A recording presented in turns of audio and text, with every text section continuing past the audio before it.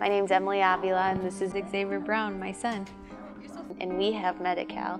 I have epilepsy. I was diagnosed in 2000. So I was working as a caregiver and taking care of people at home, a single mom with Xavier, and we went to go get groceries. Xavier and I were both in the car. I was pulling out of the parking lot, and I had a seizure and ran into a tree, totaled our car. When I woke up, I was in an ambulance on a gurney, and they were asking me questions, and I was like, what happened? And they said, you had a car accident, and I had no idea. I was like, where's my son? It feels horrible, awful, that something worse could have happened. We could have gotten really hurt.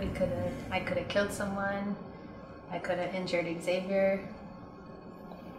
And the doctor came in and asked me, if I had pain anywhere, what had happened, what I could remember, if I had a seizure disorder. And then the doctor said, well, we're going to check all your labs, but we can't check your dose of your medication. We can't check that lab because it has to go to an outside agency. So he goes, you have to follow up with your neurologist.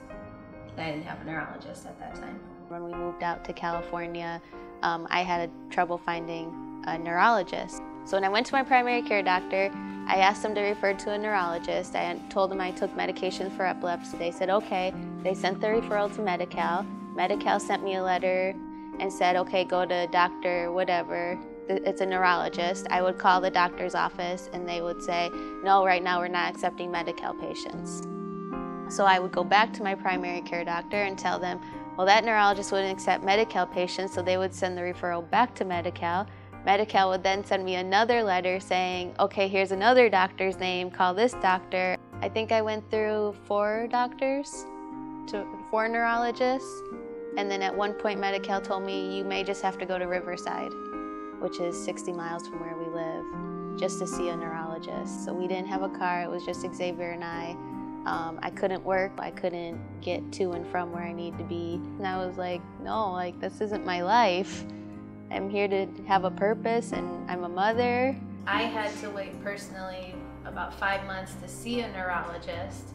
When I finally got to the neurologist, in order for me to not have seizures, all he had to do was change my medications, my dose of my medications. It was that simple.